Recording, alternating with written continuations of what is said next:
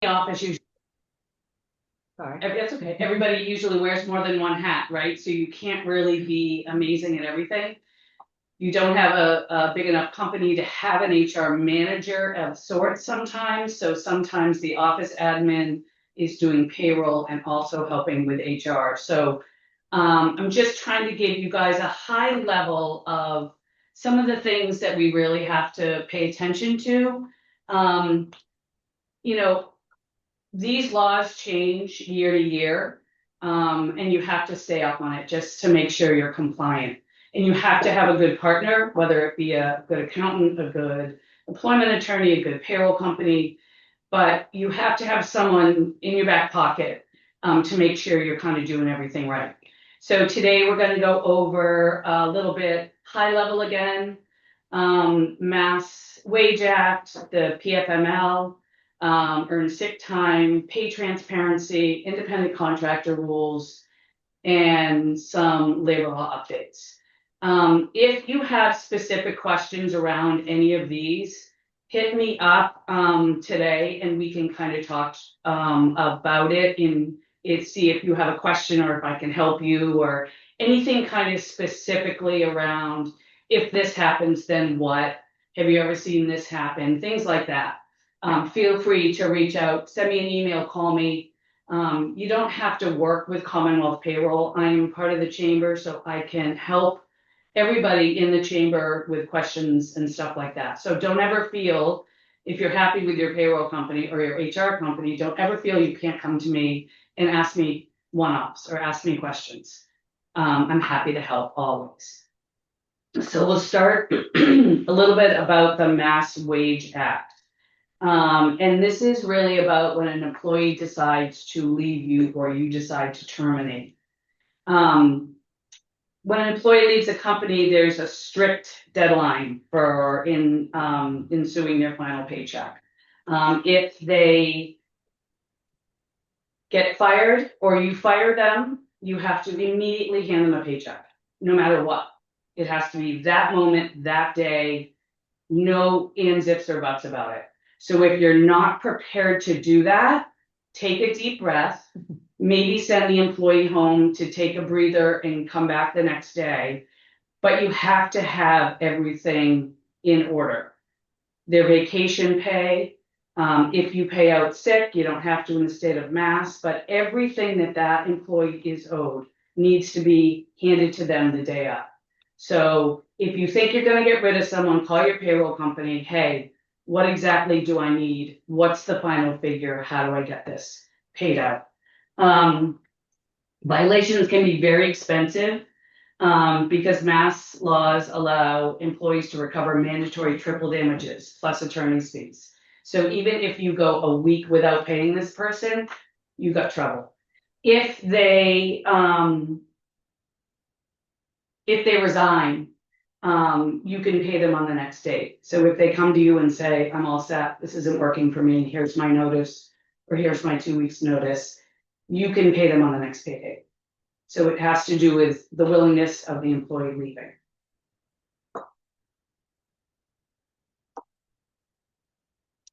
This is one we see all the time, and I'm sure everybody on this call has probably dealt with this. The difference between a 1099 and a W-2 employee. This is so important, and we've seen companies almost collapse because of the treble damages. You cannot, a W-2 employee, you can tell where, when, and how to do their job. They're part of your team, they handle payroll taxes and unemployment insurance, workers' comp, and other employment, excuse me, requirements. A 1099 employer, all you can say to them is, this is the work I need done. You can't tell them when to do it, a time frame to do it. There's nothing else. This is my project for you, and that's it. You can say, can I see it in a month? You can put a little bit of parameters around it, but they are not your employee. They cannot wear your name. They cannot wear any clothing that says that they work for you because they're an independent contractor and they work for themselves. They operate as their own business and pay their own taxes, and generally use their own tools and schedule. This is, again, we see this all the time. Just be really, really careful. Again, we've seen companies fold because they have been paying people a 1099 when they're not a 1099. Yoga instructors, gym guys, all those people that have to come. You have a class at 9, that yoga instructor shows up to teach a class at 9, she's a W-2 employee. Just know that, because the labor board is out there. They are finding things out. Employees are very savvy right now. They have all the rules and laws on their phone at all times. So you just have to cover your back. Can I ask a quick question? Yes. You said 1099 can't wear like your company Nope. clothing, even if they opt to. I mean, they shouldn't be opting to, they're not your employee. So free will, I mean, there's a gray area there, but no, they should not be wearing your clothes. Because if they get hurt, but they have your shirt on, that's not really cut and dry, right? They're not your employee, you're not covering them, you're not paying workman's comp on them, so that could get really ugly. So no shirts, not if they're. Let's see. Even if the shirts look really, really cool. Even if the shirts look really, really cool. Even if the shirts look cool. Yeah. Earn sick time. Everybody should be tracking this. Every payroll system has a tracking for this. Everybody needs to have it. 1 hour per 30 hours worked, up to 40 hours annually. If you have 11 or more employees, you have to pay sick time. If they're out sick, you have to pay that. 11 or fewer is unpaid. It's called unpaid protected sick time. It's not protected. They get to take it.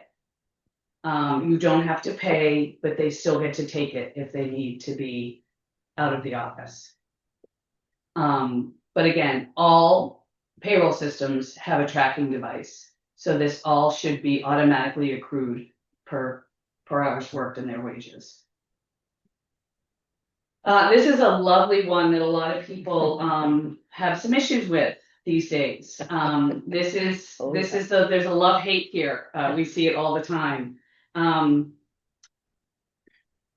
Commonly, a new child, someone has a baby, someone gets sick, a parent gets sick, military related leave. These things are important, and employees should be able to take the time off to spend with a sick parent or such. Think of this as a tax. Don't think of this as a benefit. This isn't a benefit. This money is coming out of the employee's check, just like a SUI, and it's being dealt with on the state level. You have to apply for it. There is a lot of paperwork for employees to apply. They have to apply, they have to get doctors to write off, they have to get psychiatrists, the whole thing. It's not an easy thing to get. But I think for a small business, this can be a real hit for people, and it tends to not all small businesses love this PFML. They just don't. And I get it, right? I understand it. We see it in our office, and we see it all over the place, but it's on the state level. They apply through the state. There's not a lot for the employer to do, but so employers with 25 or more employees are generally responsible for paying the employer portion of this medical leave. If you have under 25, you don't have to pay an employer portion, it's just the employee portion. Even if an employer doesn't pay the employer share, they still have to manage the deductions, the reporting, and the compliance correctly. In short, PFML is a required payroll program that helps employees get paid leave, and employers need to make sure that it's set up and administrated properly. I'm sure you guys are all doing it. You have to, I hope. If you're not, or you're not really clear about guidelines and such, feel free to reach out to me on the side. We can kind of talk through it. So in Mass, you get up to 20 weeks of paid leave for your own serious condition. Up to 12 weeks of paid leave for family leave, meaning bonding with a new child or caring for a family member that's has health conditions. And up to 26 weeks to care for a covered service member with a serious injury. So kind of a simple way to think about it. If an employee qualifies for PFML, they can take up to 5 months off for their own serious health conditions, or up to 3 months off for others. Again, this is super sticky. I do understand it. I had elderly parents pass years ago, and we didn't have anything in place. So it was very tough for me as their child to take time off to take care of them. So there's good and bad in this. The Mass Pay transparency requirements, this is an easy one. You have to share your pay range. If someone's sitting down at a table applying for work, you have to share the salary. It can't be one salary for one person, and if the other person comes in with 10 more years experience, that person gets a better salary. It doesn't work like that. You need to maintain compensation records and promote equitable pay practices. It is what it is. You just have to, be a good employer. You have to be fair, and you have to be a good employer. Overtime and timekeeping. If you have more than 10 employees that are out and about doing work, a time system is really important. For us, the people can clock in and out on their phones. We can geofence buildings, but it's important to keep all of the records and punching in and out and making sure off the clock work, right? Someone goes home and works for 4 or 5 hours.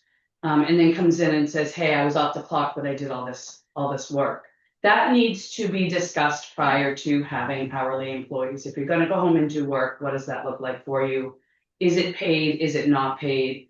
Great that you're doing all this stuff, but we're not going to pay you for extra work. But all those things need to be discussed. They need to be in a handbook. Just this day and age, make sure everything is written perfectly out in your handbook. If someone it works through their meal break, they shouldn't be deducted for 30 minutes if they're not taking 30 minutes. So be very mindful of the hours that you set. Overtime calculations, things like that, remote employee tracking, you have to be real careful with that as well. But again, get a time system, get a partner, get someone to help you with all of these things. Hiring compliance. I-9 is really, really, really, really, really important. Get your I-9s done. Every single employer has to have an I-9 in their office or somewhere on a laptop, completed for each employee. You have to fill out the entire thing. You have to take pictures of their licenses or their everything. Just make sure that this is done. The W-4 also needs to be, you need to have a copy of every employee's W-4. The M-4, guess what that is? That is the Massachusetts W-4. The W-4 is the federal. The M-4 is the Massachusetts. Those two things should be in your person when you hire new people. Every new hire has to be reported to the state. All of your payroll companies are doing that automatically anyway. You should see it on your invoice. They have to send, we send every new hire to the state. That's how they find out about back taxes and back child support and all that stuff. It is a requirement for all people. Wage notices, that's your big labor law poster. That has to be everywhere. And it even is supposed to be everywhere if you have remote employees working at home. I know that sounds ridiculous, But that's what they're saying right now. That labor law poster has to be up. That labor law poster changes, I don't know, probably 2 or 3 times a year. So you need to be and have a system for whatever company you're with or however you get your labor updates. That, for us, when something changes, our clients get an email and they print out a piece of paper with a change and they stick it right on the labor law poster, so it's there. That has to be done. No ifs, ands, or buts about that. Are the labor police gonna come into your office and check it? Maybe not. But if somebody has a question about sick time or leave, and that poster's not on the wall, and they say, the employer says, well, you know about this. There's no labor law. How would I know? It's not up there. We've seen that happen too to small businesses. So, it's tough, but you just gotta stay compliant. Background check. You can't do a background check on someone if you don't tell them you're doing it. And if you do a query on someone, the employee or the prospect or whoever's trying to get the job gets a copy of that query as well. There are a lot of weirdnesses with that background check, how far it can go back. Sometimes if they were prosecuted for something and it really has nothing to do with the job, that really can't be considered. So there is a lot of weird compliance around the background check thing. I would always do a background check or something close to that when you're hiring someone, especially in 2026. But make sure you tell your employees or the person you're hiring that you are doing this background check. They have to know ahead of time.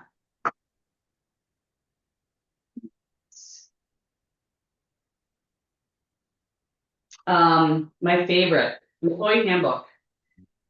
So the most important piece in your company, the most important document you have is your handbook. It has to be updated yearly because things change. They're very expensive to do through a attorney. We work with a company that does our clients, and it's a live handbook, so it automatically updates when a new law or something comes through. So it feeds into it. It's automatically updated all the time. It's super helpful. Make sure you have a sick policy in there, and it has to mirror or be better than the mass sick law. But make sure it's in there specific. All of the PFML information needs to be in there. All of your harassment prevention.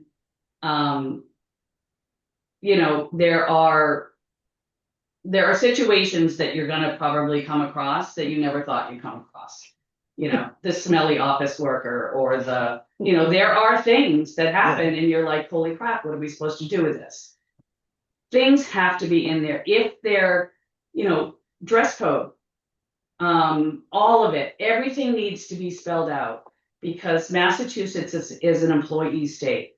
So they're going to look at this handbook and says, you don't have anything about smelliness or short skirts or, I don't know, tank tops, right? All of it.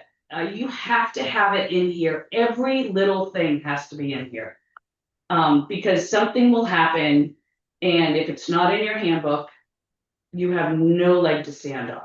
Attendance expectation is a huge one, obviously. Your social media policies. This is a really important one that we've seen in the last few years. What they're posting, who they're posting to, are they posting while they're working? All of it has to be talked about. Technology use.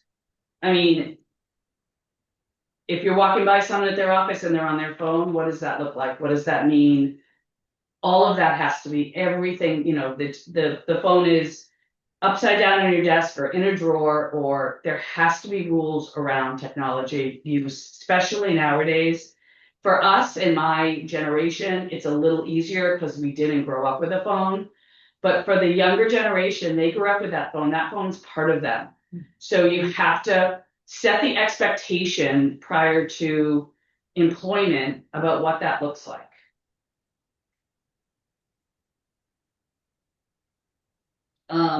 Huge. I'm sure we're all doing it. I mean, this is unbelievable what we see every single day.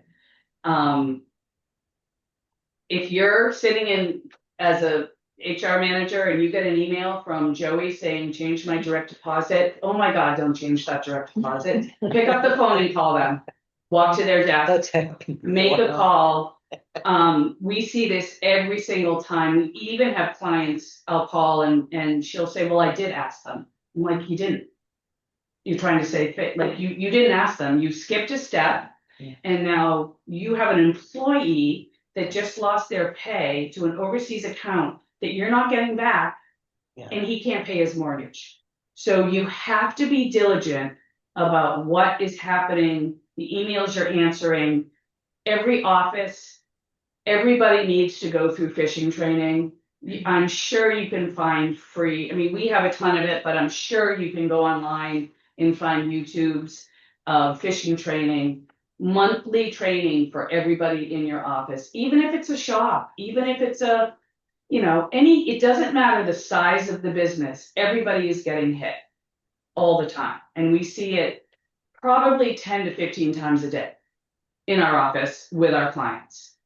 And we test them and we send client notices out to remind people of all these things, but it's the employer who really needs to take a step and make sure that all of their employees understand the importance of what it looks like if they click on a link and it can completely take your company down. I mean, you live it. Oh, yeah. Like, believe me, what we see is unbelievable. The emails are so good. They're so good. And we get hit, like I said, 10 to 15 times a day just to us. And then I see it also with our clients.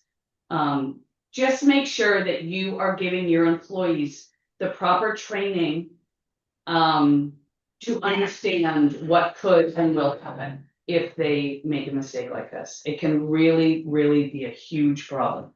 But it is your job as the employer to train your employees properly.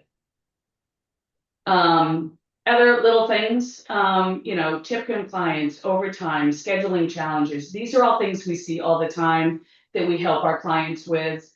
Nonprofits is a big one. They have limited resources. They need extra help.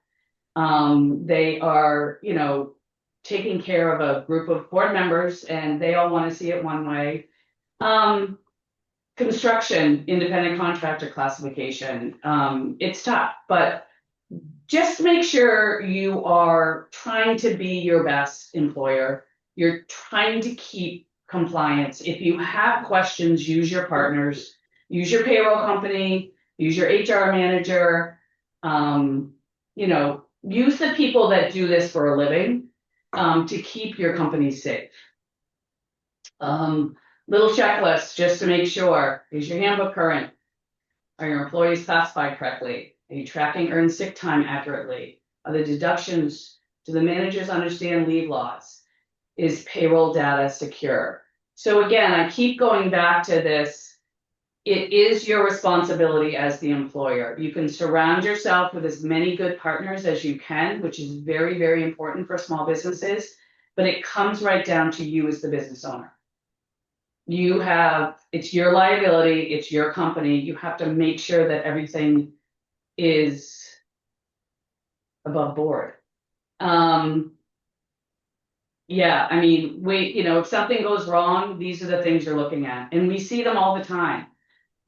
It's really hard to watch one of our companies go through a wage complaint or a lawsuit, and we just say to them over and over again, next time pick up the phone and call us. Just take a deep breath and call us.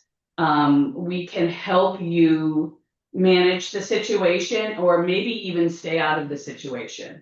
If you think it's unlawful to do something, don't do it. Just be mindful of all of it because they will come for you. So anyway, we're here. We can help everything. We can do everything. If you need help, again, please call me. If you ever have questions, you do not need to be our client. We also have HR resources for companies that don't have an HR person that we can help them with, and you don't have to be a payroll client to use our HR services. So use me right now. Call me if you have a question. If you want to set up a Teams meeting, or I'm happy to come back up and we can talk. If you have questions around any of these things, do not hesitate to reach out to me. I am a resource. I'm a resource for the chamber. And I have really, really smart people in my office. So if I don't have an answer for you, I'm going to find the answer and it's going to be the correct answer. So I think that's my last slide.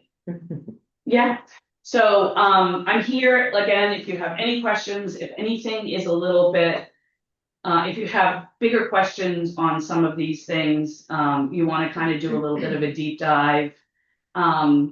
I'm happy to help. I'm happy to answer questions. I'm happy to come in and talk to the team, whatever you want. And I hope you found some value in some of this. And I didn't mean it to be kind of a scare. I hate the scare tactic things, but we see it with our companies. We have companies all across the country from 1 employee. Our largest has 6,500 employees. We have everybody from painters, landscapers, hair salons, plumbers, to large hotel chains, to large restaurant chains. So everybody, it goes across. I don't care if you have 2 employees or 200 employees. Compliance is still compliant.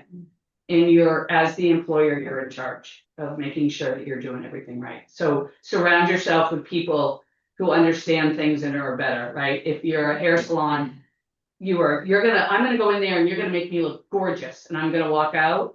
But if compliance is at your jam, that's where we come in, right? And our customer service people see it. If we get a call and they say, hey, my guys will be like, hey, what you're doing right here isn't right. That's not compliant. You can't do that. We care about our clients. We care about being partners, and we care about keeping them compliant. So please reach out to me if you have any questions or anything.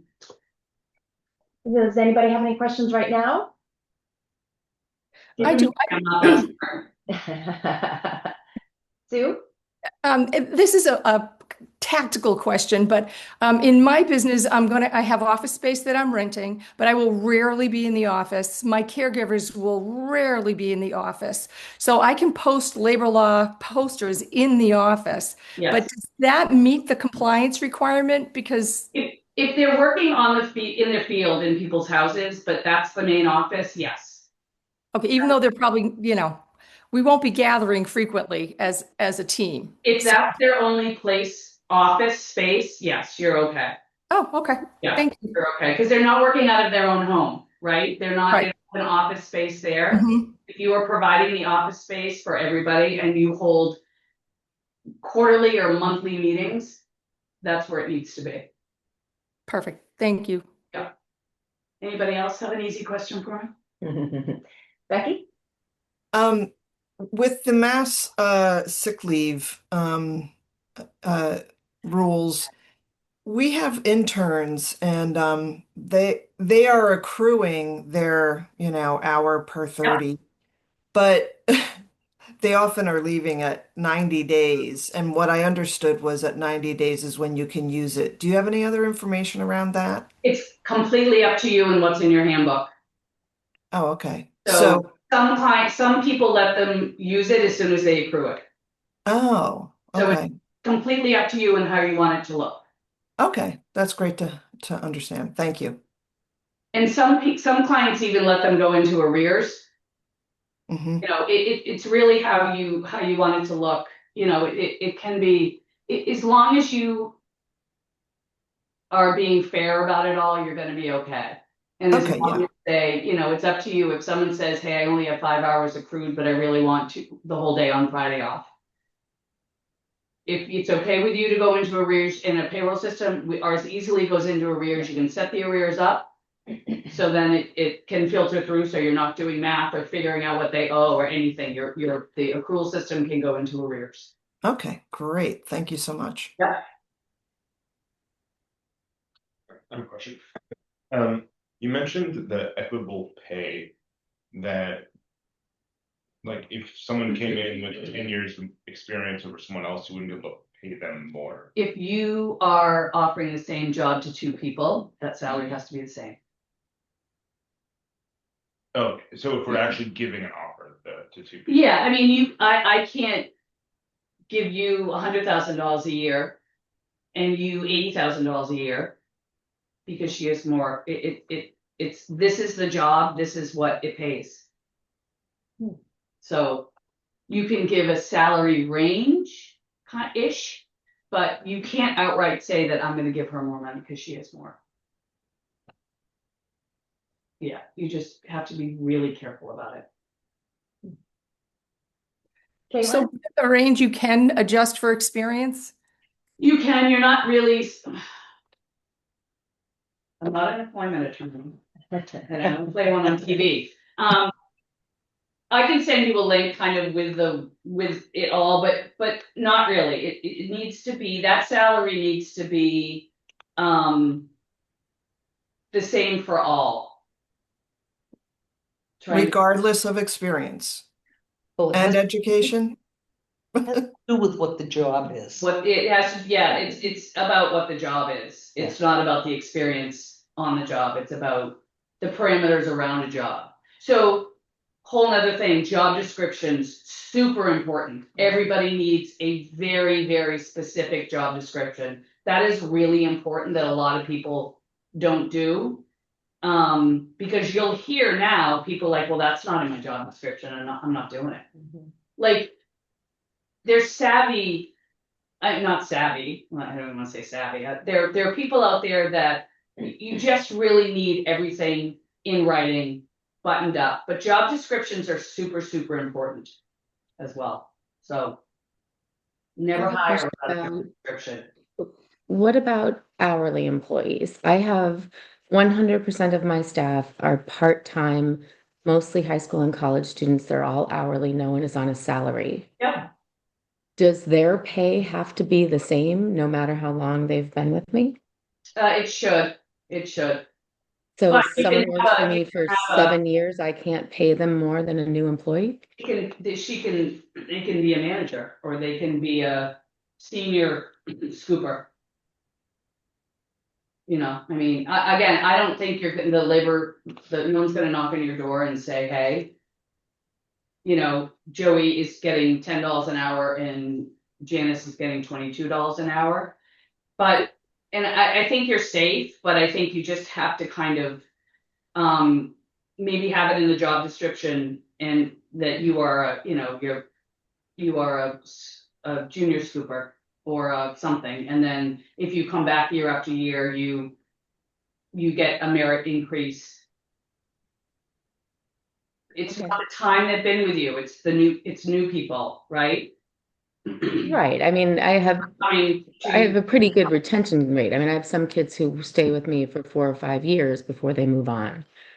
Oh yeah, but that's retention. They're obviously going to be paid more than someone I just hired. Yeah, they've gotten raises.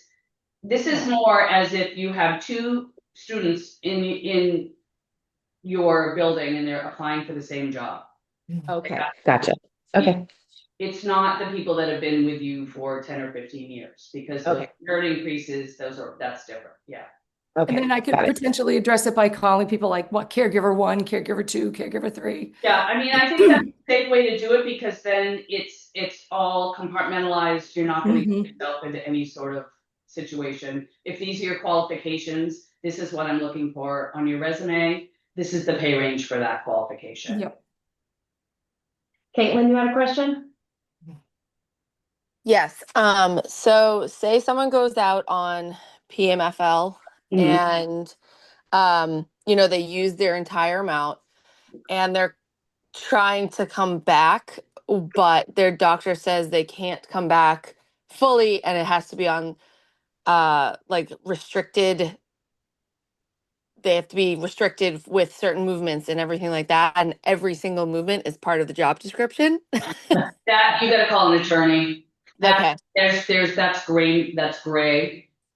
Their job is protected to come back to. Right. But I believe, again, I'm not an attorney, that they have to fulfill the job requirements of the description of the job that they left. Right. So yes and no. I would just hook up with an attorney. I have one if you need an employment attorney that you can just ask. Okay.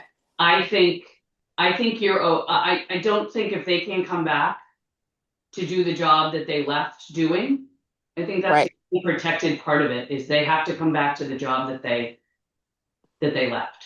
That's what I thought. Yeah. Okay. Yeah. But be very careful. Yeah. Also, is there any additional, this is a separate issue, any additional compliance or anything that is required to terminate someone under 18? I don't think so. Okay. I don't think that there's a I mean, the rules are the rules, right? Yep. Well, there's extra protections for them, so I just wanted to make sure that there wasn't anything to get rid of them. Sure that anything that you're thinking about terminating or why you're terminating is on a timeline, you've written everything down. Yeah. The employee knows it, he or she has signed off on it. It's in the handbook that they are going against XYZ. Just make Right. sure your ducks are in a row. That's Yeah. all. Yeah. Okay. Perfect. A crappy employee is a crappy employee. And right? Like, it's hard when you have an employee that is not doing what you need them to do. It's hard to then dance around all of it to make sure that they don't come back and sue you, but they were a crappy employee. So Yes, and it's even harder on the team because if you're slow to get rid of them, it causes a cancer to spread. 100%. That's why when you first see an employee behaving or doing things that's not quite what you are expecting them to do, make sure that everything is written down. You're having conversations. You can record the conversations, you can have the conversation, do an outline and have them sign it. Yep. But make sure that that line of communication is open and that you've written down somewhere that you had a meeting at this date, meeting on this date, meeting on this date. Yeah. Okay. And that they are not fulfilling the job description that you've set up for or something in the handbook. Again, just make sure that everything's in writing to protect you as an employer and your company. Yes. Oh, I have one other question. Shoot. We had a great employee.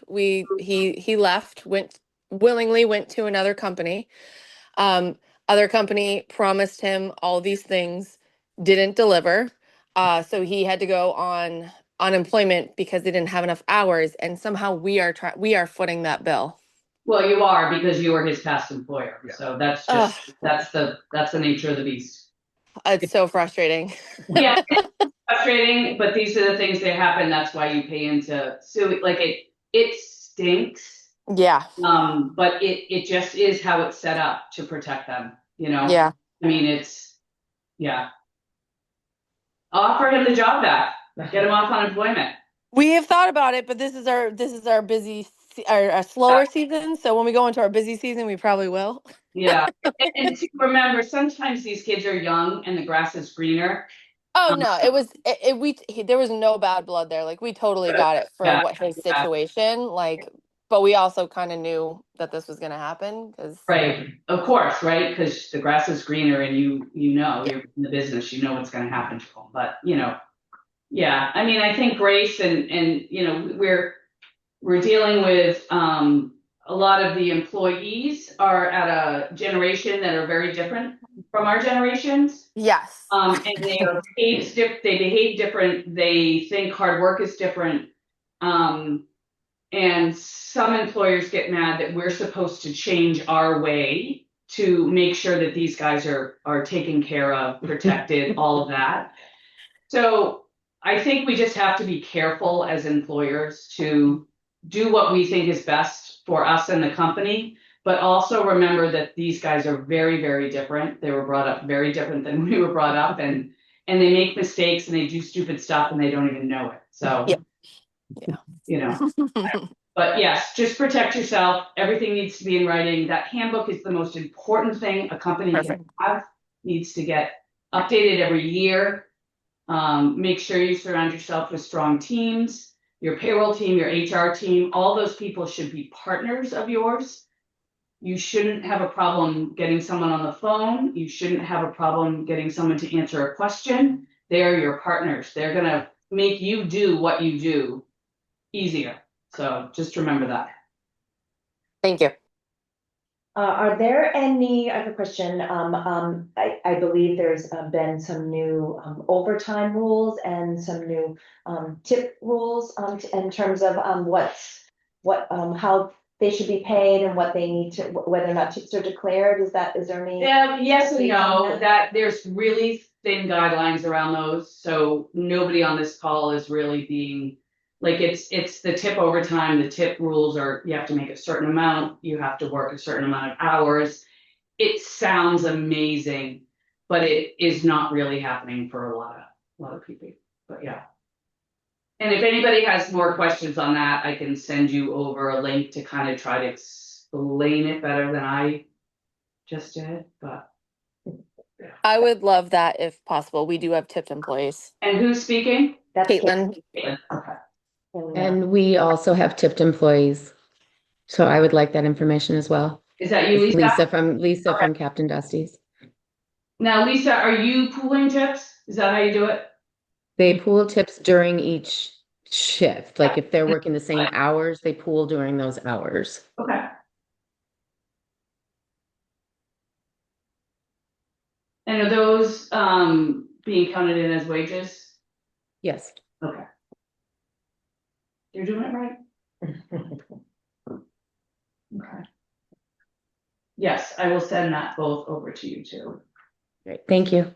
Yeah, you have another one? Yes, with the employee handbook, we have a lot of seasonal and part-time employees. Should we have, like, I just worked this year on our new one that's like 60 pages, should we have a different one for seasonal and part-time? No. You just want to cover, you want to make sure that everything's covered in it, Okay, you know?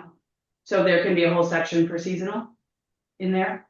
okay, But nothing really should be that different for your seasonal employees. okay. I mean, they still have to show up, they still have to wear good clothes, you know, they still have to do all the things, but yeah, you don't need separate. Okay. Yeah. Becky, you had a question? Yeah, recently I was reading something about a potential change in overtime. Mm-hmm. Do you have any further information or if it's No, imminent? we try not to spend a lot of time on potentials Yeah. with the current administration because there's so much of it going around.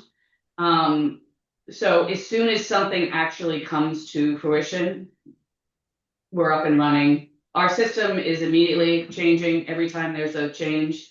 Our software system that we use for payroll immediately makes the changes across the board. So we're always keeping everybody compliant on our platform. Okay, great. Thank you. Anybody else for me? Caitlin, your hand's up. Do you have something?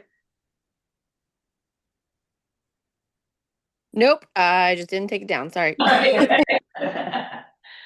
All right. Again, please reach out if you have any further questions. If something pops into your head in the middle of the night, like happens to me, write it down and shoot me an email in the morning, and I'm happy to chat or do anything to help you guys through any questions you have. And I appreciate you coming. Thank you.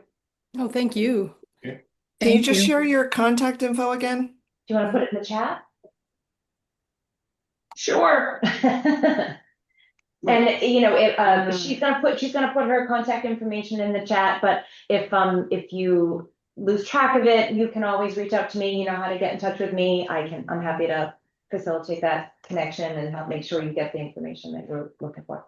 And I'm on the website of Greenberg. Awesome. Okay.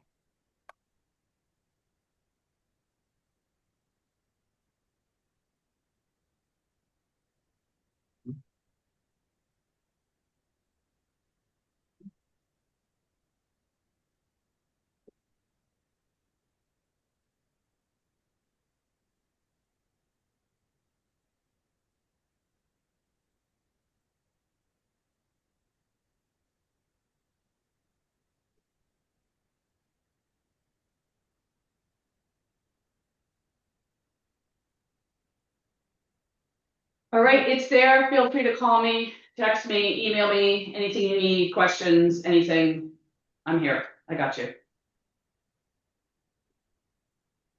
Great, thank you very much. Thank you. You're welcome. All right. Thanks, you guys. Thank you, Have a good everyone. day. Thank you. Bye. Thank you. Thank you. For coming. Appreciate you taking the time. Hope this was helpful. Okay. Very much. Thank you. Thank you. I'll leave the meeting open for 1 more minute, just in case anybody needs to pull her contact information. And have a great day. Okay, that's everyone.